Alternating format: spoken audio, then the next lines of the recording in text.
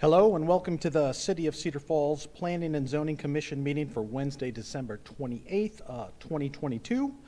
I call the meeting to order. Could we have a roll call, please? Okay, good evening. Chrisman? Here. Gribovich? Here. Hartley? Here. Larson? Leeper? Lynch? Here. Moser? Here. All right, we do have a quorum. Thank you. First agenda item is approval of minutes from last meeting. So moved. Second. All those in favor say aye. Aye. All those opposed, same sign. That is submitted to the record. Now, this is part of the meeting for public comment for anything that is not on the agenda item. Is there anyone in the public that would like to speak to any items? I do not see any, so we will move on to old business. Our first item is a preliminary plat for Hidden Pines. And who has this evening? I do, thank you. All right, thank you. So I do have the PowerPoint from our last meeting, and I'll go, and more so for conversation purposes, we still kept all the slides together. We are looking at the preliminary plat for Hidden Pines located at the southeast of the intersection Green Hill Road and Cedar Heights Drive.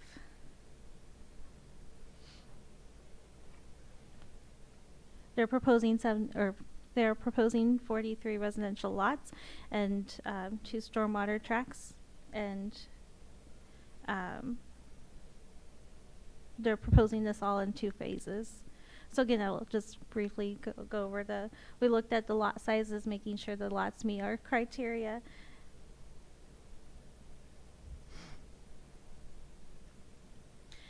They are proposing to extend the sewer from Huntington Road to the Hidden Pines through a off-site easement. And last time we also talked about the wetlands and open space, wetlands that are on the site and mitigation being proposed, and then the open space that they're proposing within the subdivision as well. We also talked about the traffic calming, proposing 26 feet wide, lowering the street width to 26 feet at the intersections of Luke Street on Matthew and Mark Drive intersections. And then we also talked about questions that the Planning and Zoning Commission had at their last meeting, and we invited Matthew Tolan to provide more information for you, so I'm turning it over to him. Thank you. My name is Matt Tolan. I'm one of the staff engineers with the city.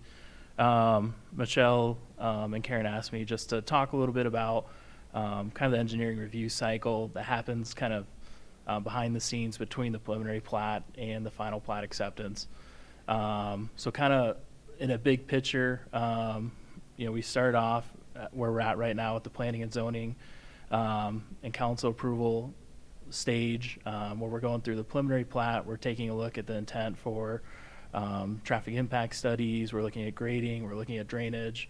We're looking at what the proposed post-construction stormwater controls would be, making sure that it's a viable development to move forward.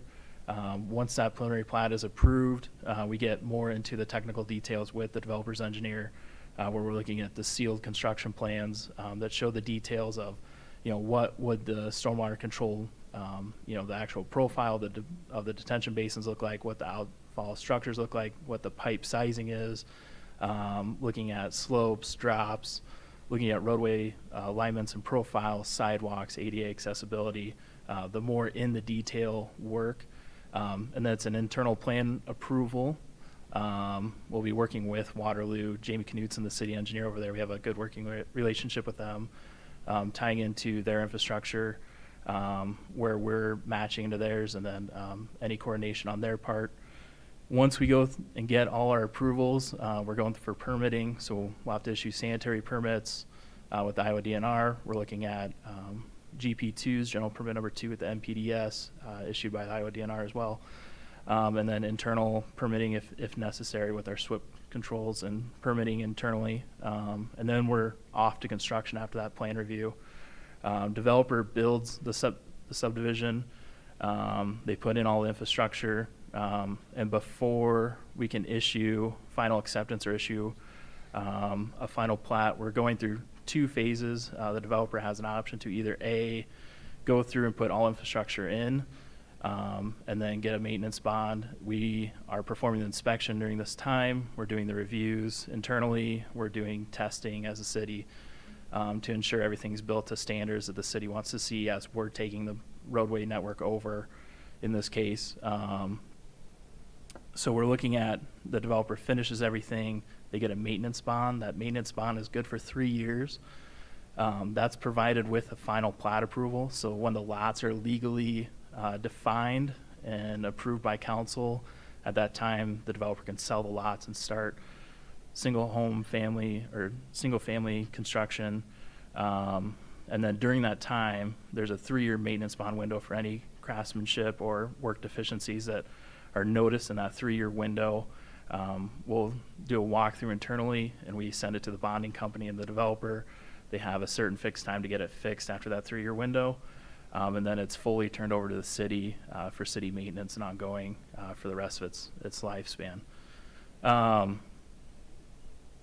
During that maintenance bond window, there is an option where the developer can also do what's called a contract for completion, which is where the developer will bond or an escrow the remaining items that have not been completed yet before council to move a final plat forward. That does have a contingency of occupancy. They can start single-family houses. The final plat is approved. But before any occupancy in houses are approved, all the infrastructure has to be completed, and then the bonding or escrow is released, and then we start the maintenance bond period how we would in the other situation. So that's a lot of information, but kind of the gist of what I'm trying to say is there's additional review and finalization that occurs between preliminary platting and then construction and final out to final acceptance for the final plat.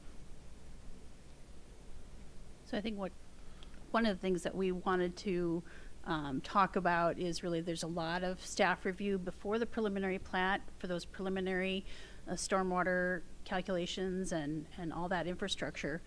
But there's most of the work of review of the technical details of a subdivision and all the construction of that infrastructure happens after the preliminary plat review. So that's to give reassurance to the public as well that the city is inspecting all the infrastructure. We're not accepting that infrastructure. We're working with the city of Waterloo in this particular case to make sure that all those connections are correct and all the infrastructure is installed correctly. So, and they're bonding for it, so there's a lot of reassurance that things will be done correctly. So we hope that answers some of your questions about the stormwater, how all that works with the infrastructure and stormwater management review on the part of the city. Now the developer may have additional questions that or answers for you on some of your questions from last time, but we wanted to cover what the city does review and make sure that it's installed to our standards. Okay, thank you very much. Is anyone representing the development here that would like to speak tonight? Just name and an address for a record, please. Thank you. I am Nate Cass with Fairgram Engineering and Environmental in Cedar Rapids.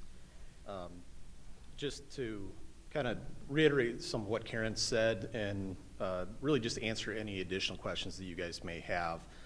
Just a few highlights or points that I'd like to make quickly. One of the questions was about the drainage overall, that the site's relatively flat and maybe doesn't drain very well. The southerly detention pond is quite sizable. There's going to be a lot of earth or dirt excavated from that we're going to use to regrade the site, make the roads work and drain the way they need to.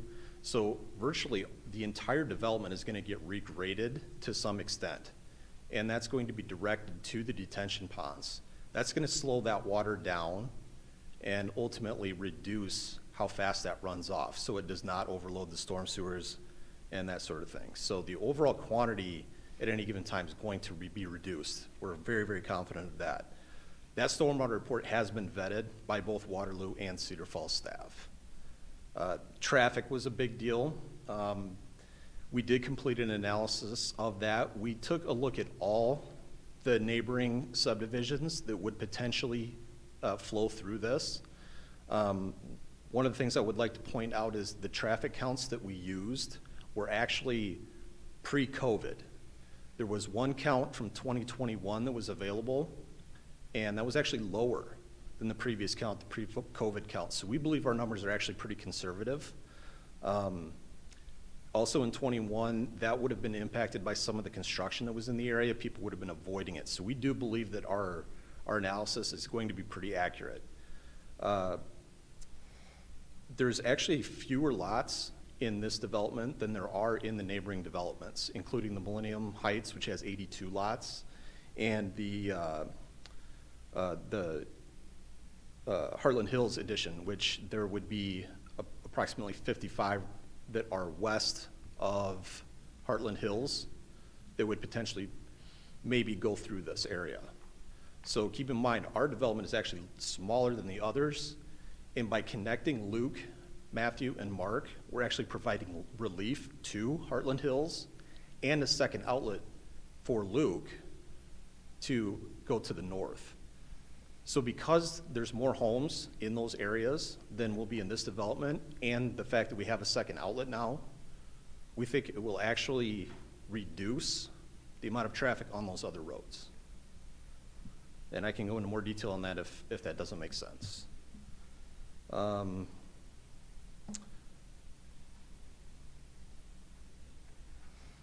wetlands was another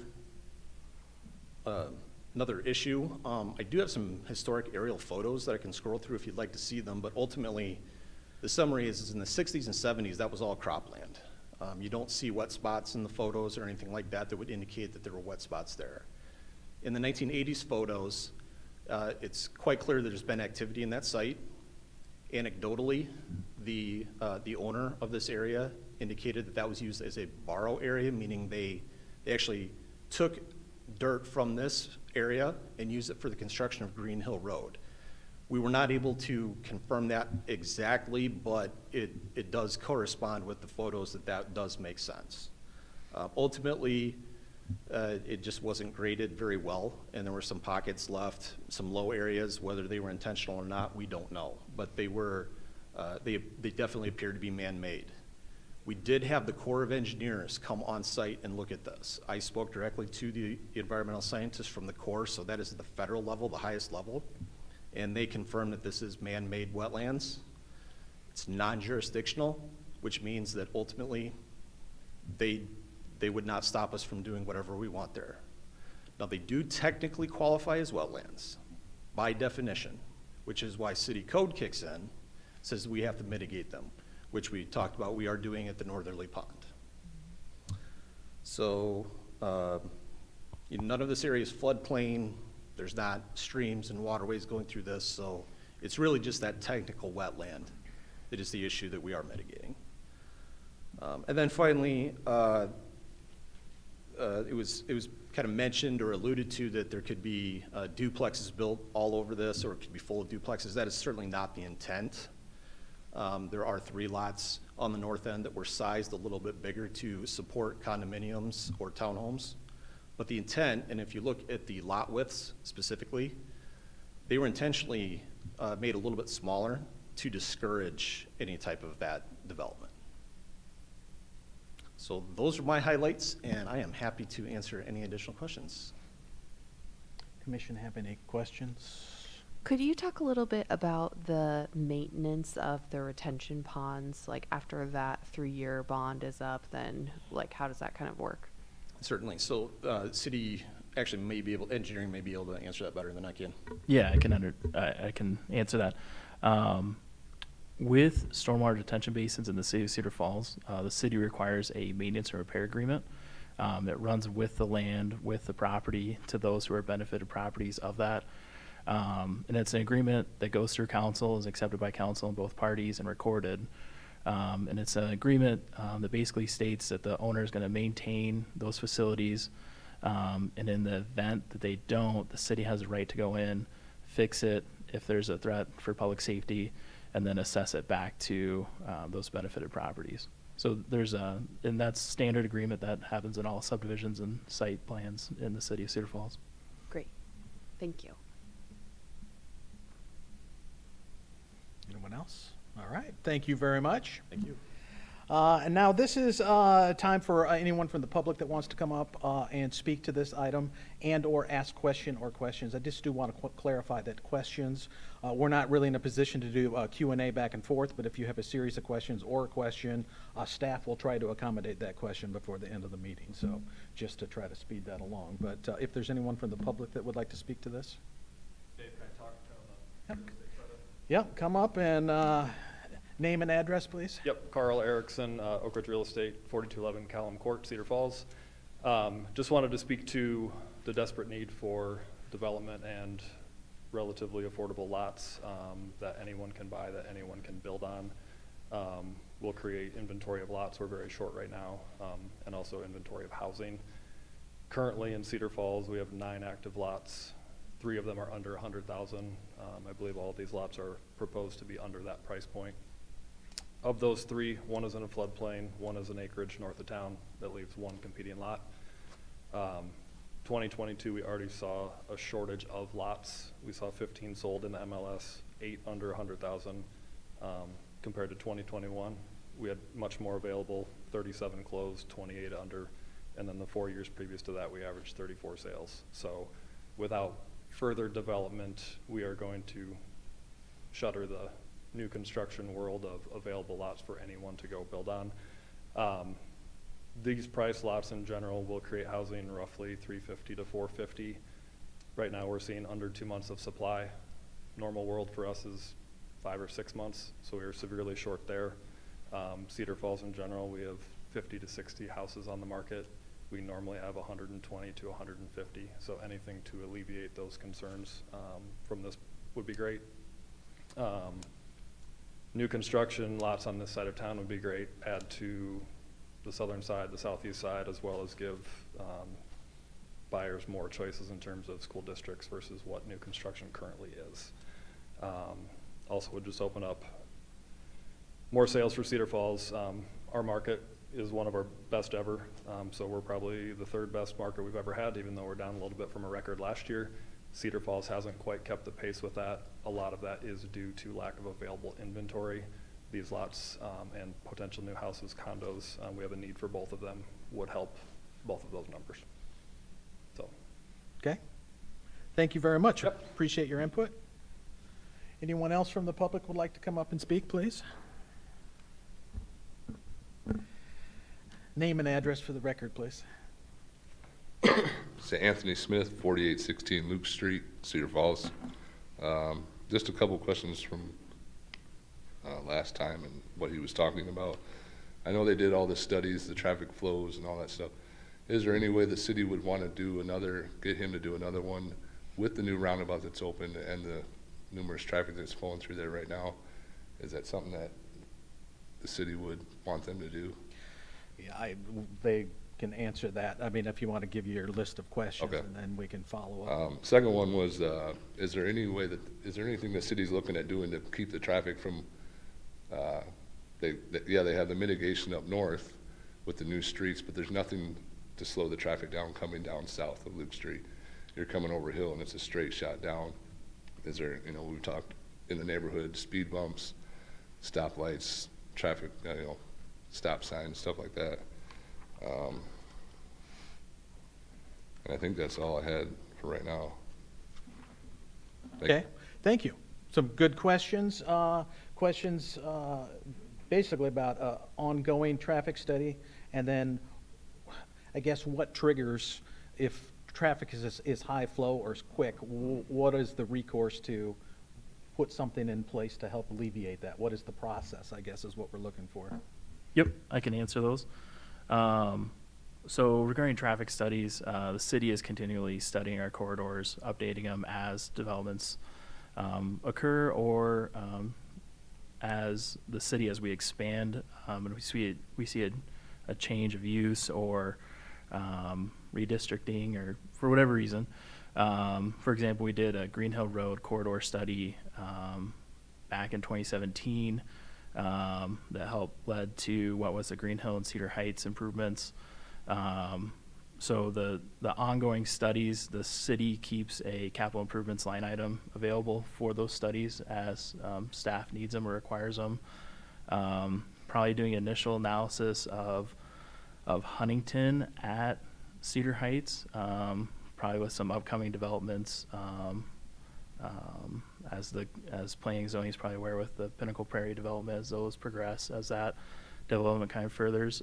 So we're constantly evaluating. To the second point of traffic calming on Luke, there's no proposed traffic calming measures on Luke with this development other than what the developer is proposing with the new roadway network.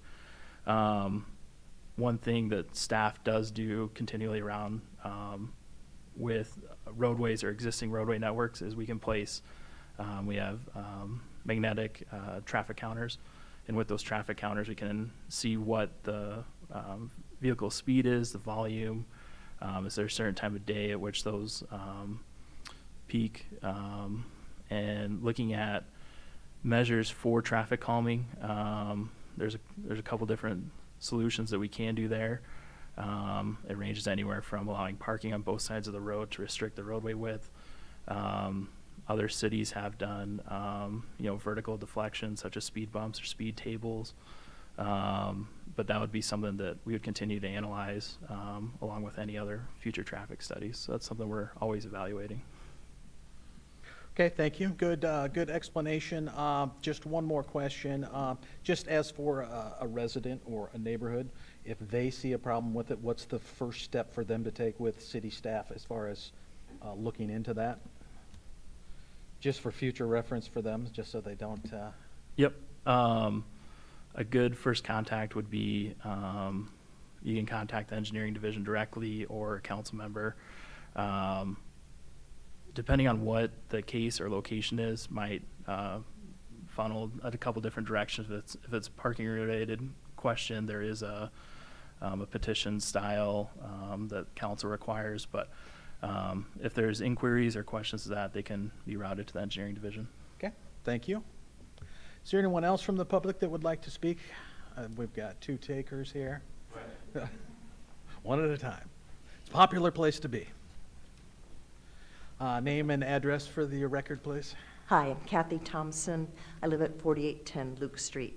So we're the second house down from where this development will be. And I appreciate going through all of the steps, but it's apparent that this is going to move forward and this development will occur. But we do have some more questions and possibly mitigate the impact on our neighborhood. One of the things on the preliminary plat that was map that was mailed out to us, there are some really deep lots on the west side of Luke. They're more than double the size of most of the lots. They're very long and narrow. And so one of the questions was, are those going to be single homes with really long, deep lots, or are those intended to be apartment buildings? And are there going to be apartment buildings in this development? Okay, I mean, we can try to get an answer on that, but do you have any more questions at all? I do. Okay. Also on the map, Uh-huh. in the upper right-hand corner, which would be the southeast corner, off of Matthew Street, it shows a new street called Charlie Lane, which appears to go nowhere right now. It'd be, if you're looking at this plat, it's the upper right-hand corner there. There's just one block, and then Charlie Lane, which would run directly behind our house if something were a street or something put through there. But right now, it just shows Charlie Lane, and it doesn't appear to go anywhere. So I didn't know if that is just for the purpose of accessing the proposed sewer line, or if that's for a future development of a street down the road. No pun intended, I guess. But, so I don't know what is Charlie Lane and where is it going to go? Okay, I'm sure the staff has an answer for that, but. Okay. Let's see, a couple of things. And we were wondering about the size and price point of the homes that'll be built there. I don't know if that, was that the 350 you were talking about? 350 to 450. Yeah, he had said that earlier, yeah. Okay. Based on the lot cost versus construction costs, yes. Okay. Also, at the last meeting, one of the commission members brought up the possibility of a good neighbor meeting that you folks apparently encourage, but the builder's not, or developer's not required to have. But I think if we were able to have a meeting like that, could address and answer some of our questions, be more of a discussion. We could look at things a little more detail and discuss with them better than what I realize you folks are set up to do. So I don't know if that's something who could follow up or with the developer on that, or possibly propose that occur. Okay? Otherwise, I think some of the questions that the gentleman from the city went over previously, all the various steps, which sounds like a lot. But at the last meeting also, it sounded like the first phase was to begin this spring of 2023. So that's a lot to go through by spring of 2023, and to go from the preliminary to being initiating the development then. But yeah, so any additional information that you can give us and the builder or developer could provide would be helpful. Okay? Thank All right. you. Thank you very much. Do we want to address questions now or move on to the next speaker? Whatever you prefer. Staff, what's your position on some of those questions? We can answer the question about Charlie Lane. So the city requires that every subdivision contribute to the connected street network for future development, to allow for future development. So the city required the stub of Charlie Street to the south so that that property could develop in the future. We don't know what might be developed there. There's nothing proposed at the time. It's fairly limited because of it's fairly narrow, but then the street would go where the sewer could be extended that. So we always like to allow the possibility for future development and require that streets be connected so that all of our neighborhoods are connected in the future. That's why, for example, Luke Street was required to connect all the way to the property line so that could be extended, now for this subdivision to occur. The other question was the deep lots. That may be answered by the developer, would be better. Okay. The contours, I believe on page 2, are a good illustration of why those lots are as deep as they are. There is a very sizable vertical challenge on that west property line. And so one of the reasons why Luke Street is actually aligned the way it shifts over and then back on the north end is because of where the bottom of that slope is. So those lots will effectively be more of a standard width, but that west side, the west half or even 2/3 of those deep lots is strictly because of that slope that comes down. And we can't make it any steeper than what it is without getting into retaining walls and a lot of additional expense. And I know that you stated this before, that the intent is to have single-family homes, but will you just kind of alleviate maybe fears of apartment-type complex or something going in those types of lots? Yeah, and that's really a zoning situation. So with the R2 zoning, there are strict limits on what you can and cannot do. Thank you. Okay, thank you. Is there anyone else from the public that would like to speak?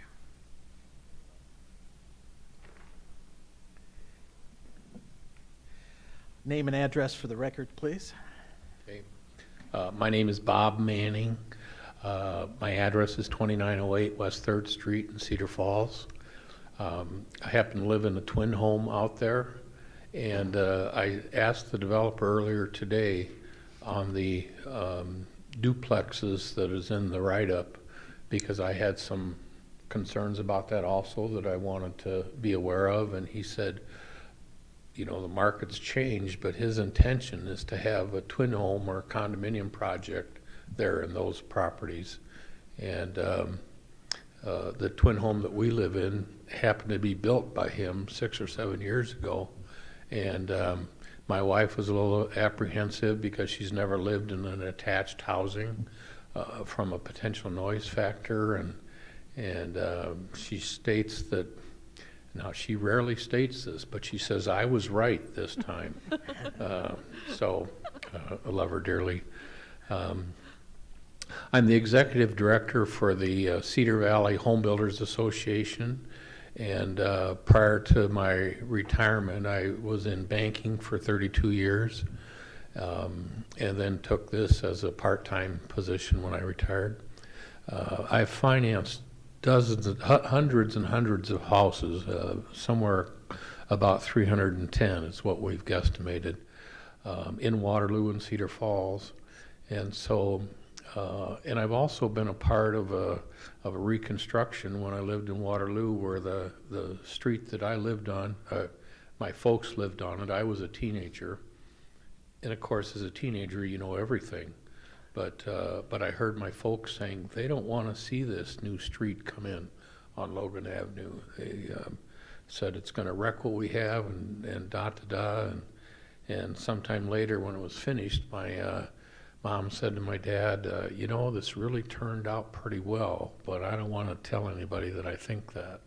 So we've dealt with people that are close to new development, and that's always a concern, is what's it going to be? Well, this is going to be residential, similar to what the houses are there, perhaps a little bit larger, because Matthew, Mark, and Luke was developed in the 80s, I think, 85 to 90, somewhere in there.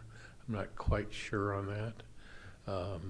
But at any rate, a couple things that I wanted to point out.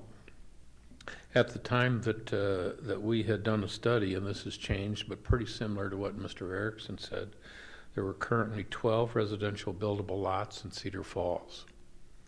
12, and we've been building houses anywhere from 100 to 150 over the years, and so 12 lots represents about a 1 month supply, you know, and you can make the numbers do what you want, but it's very similar to the previous report that we heard.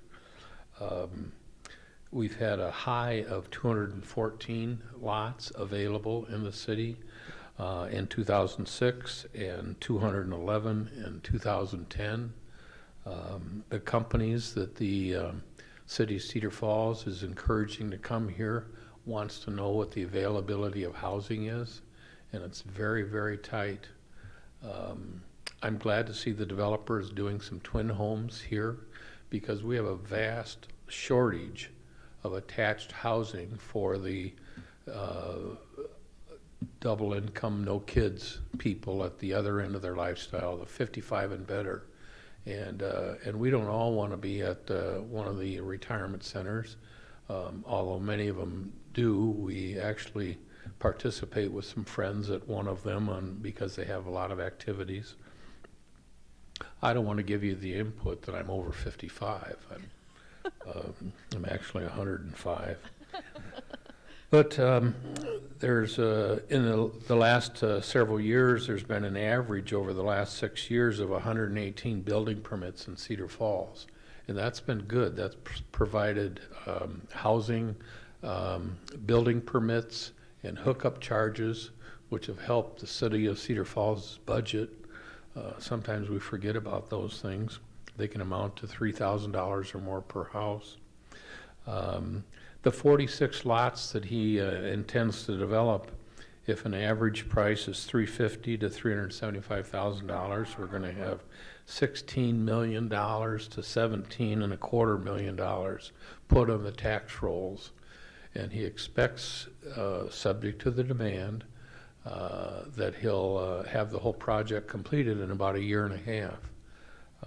We had a very good discussion on that, and I was pleased I was able to reach him today. Each house takes 3,000 hours to complete, according to the National Association of Home Builders. And so at 3,000 hours per house and 46 houses, that's and $25 per hour, if that's an average for the carpenter, the electrician, the plumber, etc., amounts to $3,460,000 in wage income that's paid to your neighbors, your friends, and others that work in the construction business here in Cedar Falls and the Cedar Valley. And so we've had tremendous growth, but steady growth over the years. This is dangerously close to no growth that we're seeing with the lack of lots, and we don't see many that are going to potentially open up in 2023. And we're glad to see that this project has optimism, but factual information to say, hey, we can sell 18 lots a year and 17 lots the next year, or 22 lots, whatever it is in that range. I spoke with another developer not too long ago, as we speak with several of them, and he said, Bob, I sat with these lots that he currently has for a long time, and in the last 2 months he could have sold 25 lots if he had them available. He closed on the last one in his development here in Cedar Falls not too long ago. So there's a tremendous demand, and it's all part of the wheel of real estate. And we've talked about a cog not working properly. Well, the new houses provide an upward market for some, and some, surprisingly, it would be a first home for them. But when you have double incomes, that can potentially work. So thank you very much, and thank you for all the work that you do on the P&Z committee. Thank you very much. Is there anyone else from the public that'd like to come up and speak? Name and address, please. Yep. Brian Wingert, 2110 Flynn Drive. I come up here wearing a couple hats today, one developer, one real estate broker, and concerned citizen for the affordability in Cedar Falls. And so some of the people that have spoke before me said some of the things that I was going to say, and so I'm going to make this pretty short, but you know, we are really, really short on lot inventory in Cedar Falls. There's, as Carl said, there's one lot available to a developer that doesn't put lots out there to build on themselves. So the Skogmans and the Panther Builders and the BNKDs, most of those developers who are providing Cedar Falls with most of their lots are keeping those lots for themselves because they understand the lot shortage that we have. And so they're not willing to sell that to another builder who builds 2 or 3 or 4 houses a year, just for the fact that they know that if they sell those lots, they're not going to have anything to support their own contracting or their own home building business themselves. And so what we've seen is these people that are able to afford financially to put streets in, which is an extreme undertaking, and it's a huge risk, that those people are keeping these lots for themselves because they know they need the inventory to survive within their home building business. And so when we've got one lot in Cedar Falls available to even the developer who's doing this, which is a competitor of mine, and you know, he has the ability to go buy one lot in Cedar Falls that's under $100,000. And if your average lot is going to be 20% of the home build, that means that there is not a way to build a house in this market under $500,000. And so, you know, that's a big number for most people to try to afford with interest rates where they're at and the cost of home building where it's at. So we are in a big situation where we need lots in the worst way. And do I feel for the people that have their dead-end street for 10 years now maybe going through? Yes, I do. I've lived in that situation. I currently live in that situation. The street I live on just got extended within the last 2 years. Do I worry about my kids a little bit more?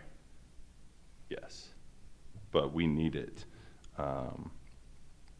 So what I would say is that supply and demand are so out of whack right now that prices for the consumer have been driven through the roof for new construction. And new construction is the tool that allows the first-time home buyer to buy the house that that person might have been living in. And so we have to have top-end inventory to allow that person to come live in Cedar Falls and afford a $150,000 or a $200,000 house. If we don't have that top end, it just doesn't work. And so, you know, while I understand that the people in the neighborhood have severe concerns of traffic and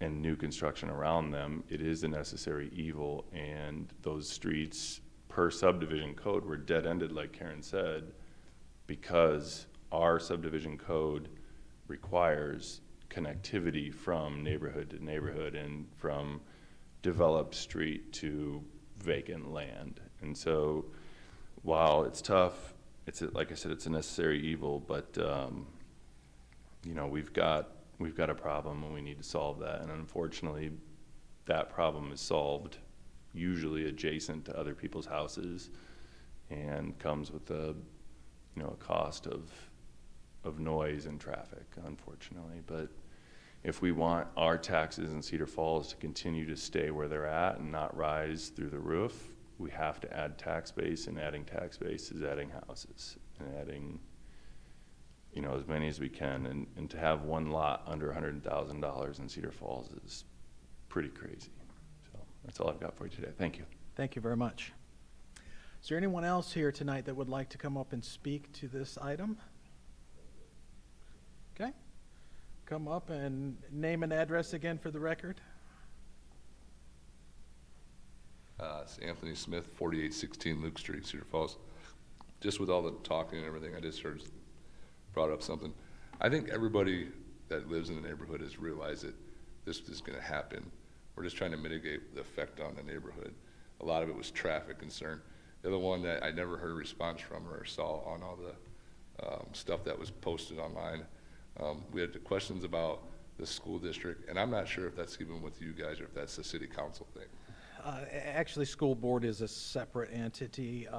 Maybe staff could address how Yeah. school lines are determined. It's a big question just because it's really the only neighborhood in the area that isn't Cedar Falls. And he talked about, you know, it opens the door to people moving in, picking a different school district and stuff like that. This is a this is a Waterloo school district, and now you're looking at trying to have two neighborhoods compete, and it's just a big question everybody has. The other one I just heard sitting here in the neighborhood is, with all the different builders that have came up, is this a multiple builders neighborhood, or is like one builder taking over this whole thing? Okay, well, we'll see if we can get some answers for you on that. As far as the school board is a separate entity, school boundary lines, I'm not sure if that's determined on population or how that is, but it's really not the developer that would determine school boundary or district. Right, the school boundaries are established, and school districts have and the state have control over the school district boundaries, so the city doesn't have a lot of power to affect any change to that. And then the secondary was, maybe the developer can speak to, is there going to be multiple builders working in this neighborhood versus one blanket builder building all the houses? Don't know yet. I'm sorry, I can't answer that question. I'm not sure. So Okay. I don't want to speak for him. Okay, all right. Yes, sir? Yeah. Yes, please, yes. Well, I'm still Bob Manning. I still live at 2908 West 3rd Street, Cedar Falls. I was thinking about moving in between sessions here, but I didn't.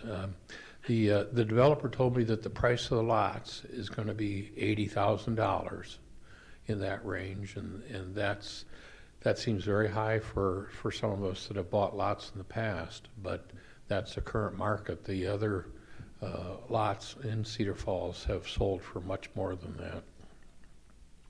And the second part of the question was? They were just inquiring about developers and how many builders. Oh, yeah, he's gonna open it up to all the builders. So he'll build on some of the lots and open it up for other builders.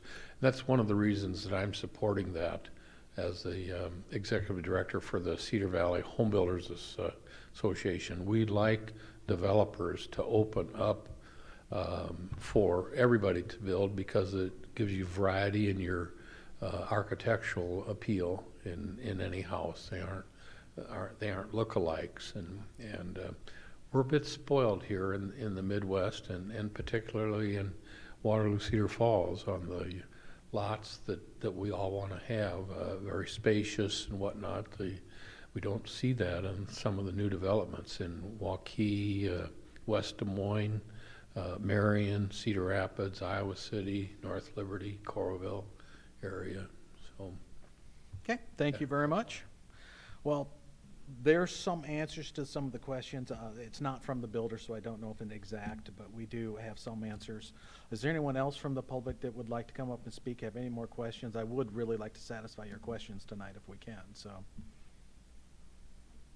Please come up, name and address. Brianne Reed, 5002 Luke Street. I guess my question would be more for real estate side. What is this going to do for our housing development in Luke Street as far as selling it? What's our value going to look like for our houses compared to, I think one of our big concerns, again, was the school district, which we know you guys can't do anything about, but just like the value of what they're putting in next to our homes. I think right now the selling price is about high end 260. And we're putting homes that are a little bit higher and in a better school district. What's that going to do for us? Like putting this in there. And I guess for me as well, I'd really like to see a win-win. There's a park that's going to be put in the neighborhood. Is that correct? Did I hear that there's a park or? We can let the developer speak to the open Okay, yeah. space. Yeah, we'll let the developer when you. One of the things would be like, one of the things that our neighborhood is desirable because it is a dead end. It's kind of secluded. Everybody loves it. It's quiet. It has like that out of country and in town feel to it. And by adding that road to our neighborhood, that's taken away from there. There's lots of families in the neighborhood that feel safe that they can let their kids out and play, and that we're all really close, that we watch each other's kids and we don't have to worry about the traffic in and out. Has there been thought to, like, if there is a park, maybe leaving that a dead end and put the park in between the neighborhoods, like how there is, I don't remember what street it is, but there's a park on the, I think it's east, and there's a dead end there and it kind of connects the neighborhoods that way. I think the big concern is traffic. You guys said as well that most of it would be going north, but if you look, Walmart, Target, all that is southwest. So I feel like a majority of the traffic would be coming through our neighborhood to try to get around those roundabouts, because nobody wants to go around those roundabouts. They're crazy. There's lots of accidents. So what are they going to do? They're going to come through our neighborhood to try to avoid the Green Hill, Cedar Heights, and only have to hit the other two. So I wasn't sure if, like, how far along in is the development? Yeah, we can all let that. the developer address the green space or park area, and I mean, we can ask for speculation on the market, but it is speculation on, typically building is good, I think, for everyone. But we can, I mean, if you're finished with questions, Yeah. we can, okay. I can comment on that. Yeah, if you want to come up and give your professional opinion for the residents. Yep, Carl Erickson, 4211 Calm Court again.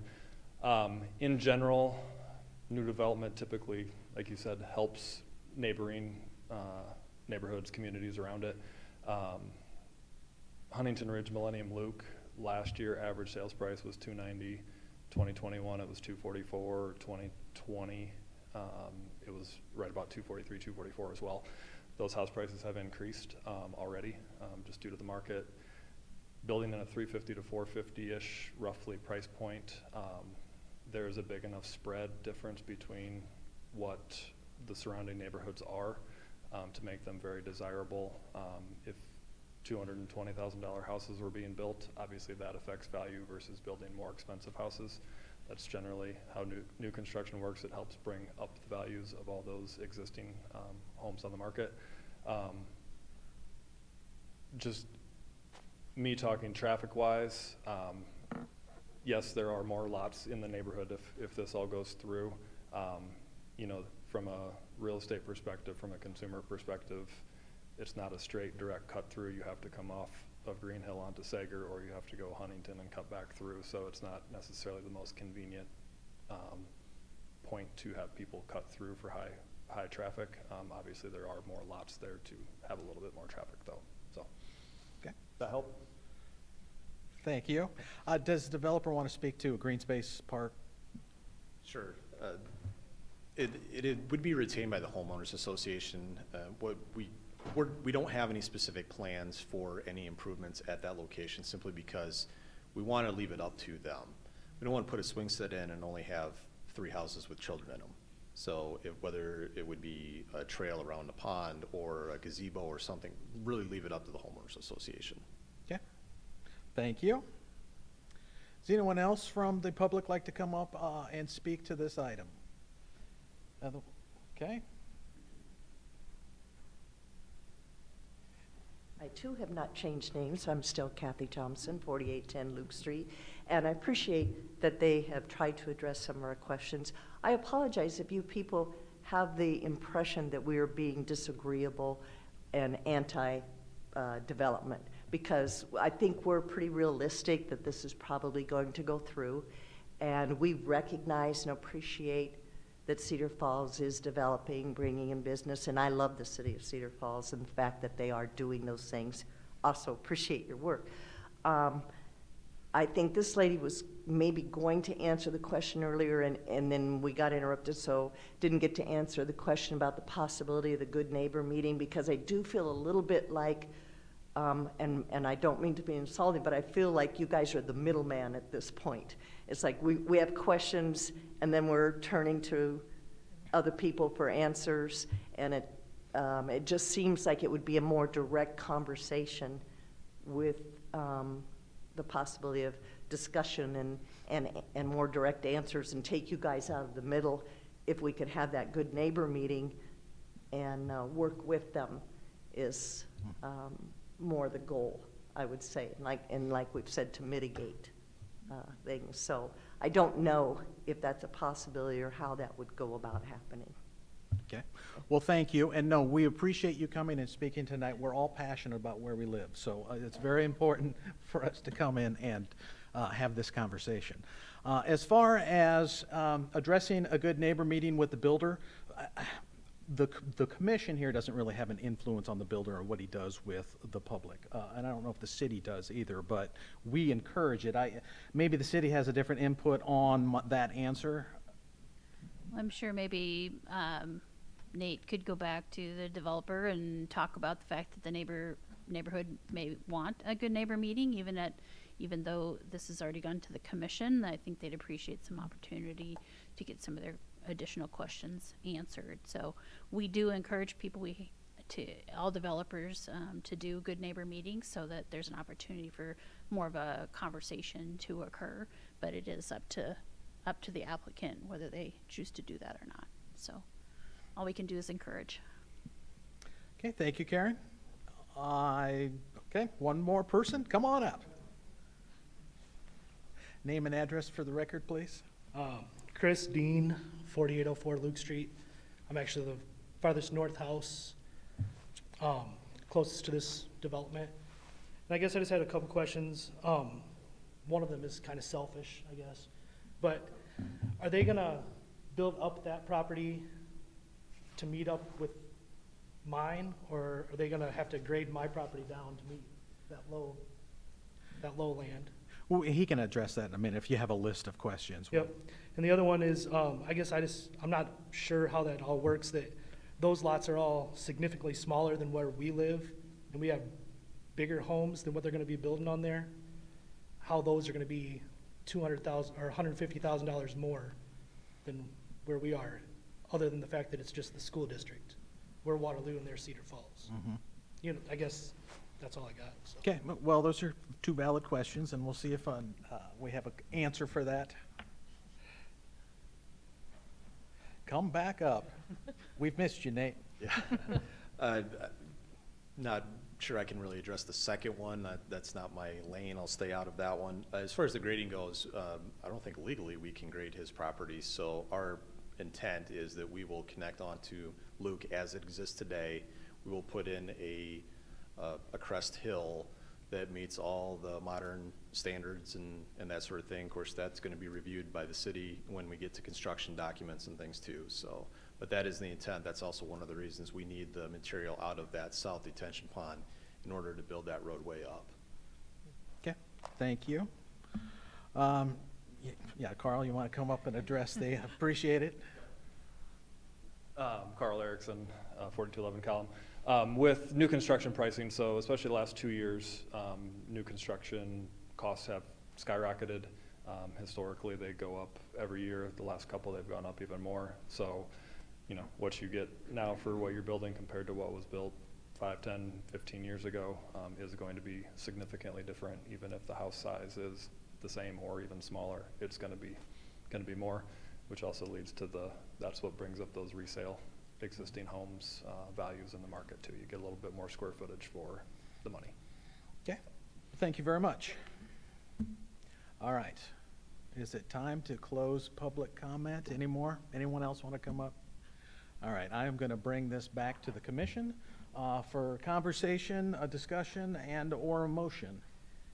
Well, I just want to point out that I think it's amazing that you all are here making comments about what is important to you as a neighborhood. So thank you for being here. We do appreciate it, especially the last 2 meetings for some of you. But we are in dire need of having affordable housing here in Cedar Falls, and we are in dire need of having places where people can live, especially with the growth that we've had over the last few years. And it excites me that somebody's willing to go out and spend the money to not only, as Carl and Brian have said, you know, put in infrastructure, which costs an astronomical amount of money, but also being able to do it for an affordable price of what we have here in the city. So I'm excited about the project, and I would move to approve the preliminary plat. Second. We have a motion, a second. Is there any more conversation to be had? I just want to echo what Commissioner Lynch said, that I mean, it is so rare that people show up to these meetings before something has actually happened. So we really appreciate that, and your input has been super valuable to us. I mean, I think a lot of times, you know, we don't always know the questions to ask because we don't live in those neighborhoods. So we don't know what you're experiencing. So for you to come and ask the questions and get the information is super valuable to us as well. And it helps us to do better. You know, we're all just volunteers. So, you know, to learn is wonderful. And again, I think we do really need affordable housing. And I hope that knowing that you are all such a close-knit neighborhood, that hopefully the people who purchase these new homes will fit right in, and that you will like them, and that you can do things together, and hopefully you'll get your park. That's something that, you know, we have talked about on this commission before, is that we'd really love to see more neighborhoods have a park and a place for kids to go and spend time together. And so, you know, again, like if you have the ability to give input in at any point, never feel bad for doing that. Always step up and say something. It's so valuable to our community. And I also think that, you know, if you get to a point where you don't feel like something is right, or you don't feel like something, you know, is what it should be, don't be afraid to reach out to people, to come back, to speak up. You know, we always want to hear what's happening in our community, especially as it relates to planning and zoning. So if you ever need to come back, please feel welcome to. Thank you. And I just want to echo, thank you for coming in. I think everyone at some time in their life is impacted by something that's being built around their house that gets their attention. So, and I have found working on this commission and living in the city that the progress is typically good. I haven't had too many complaints of progress being bad. So I'm glad you're passionate about where you live and making that happen, and coming down here and speaking to us. But looking at this, a preliminary plat, as a commission, this checks all the boxes of requirement for code for us. So we really have a hard time denying something when it fits the T of a code. I do look at this as a positive, even though it will impact the empty lot you have next to your house. But I think it in general will be a positive, especially right here on the Cedar Falls Waterloo border. I think is a real positive. So we do have a motion and a second. We need a roll call vote, please. Okay. Chrisman? Aye. Gribovich? Aye. Hartley? Aye. Lynch? Aye. Moser? Aye. And that motion carries. All right, that motion carries, and we'll move on to council. We move on to a new business. It's the nomination for commission chair and vice chair. And we had a nomination committee. Who is speaking for the committee? I will be speaking for the committee. So we would like to, for vice chair, put forward Commissioner Hartley, and for chair, Commissioner Lynch. All right. Is this, yeah, do I need a motion for that? Yeah. I Yes. think that would be appropriate. We looking for a motion and a second? So I would motion to, so we vote on this, we're approving, how, okay. Correct. We do a roll call vote on this? Yes. Yep, motion to vote. Okay, and we need a second? Second. We have a motion and a second. Is there any discussion? Are you familiar with the candidates? Very familiar. Okay. All right. Chrisman, Aye. Grubevich, Aye. Hartley, Aye. Lynch, Aye. Moser. Aye. Okay. All right, that carries. We have a new chair and vice chair for next year. Thank you. Is there any commission updates from staff? I don't have anything for you today. Okay, thank you. I would entertain a motion for adjournment. So moved. Second. All those in favor say aye. Aye. All right, thank you. Thank you for coming tonight.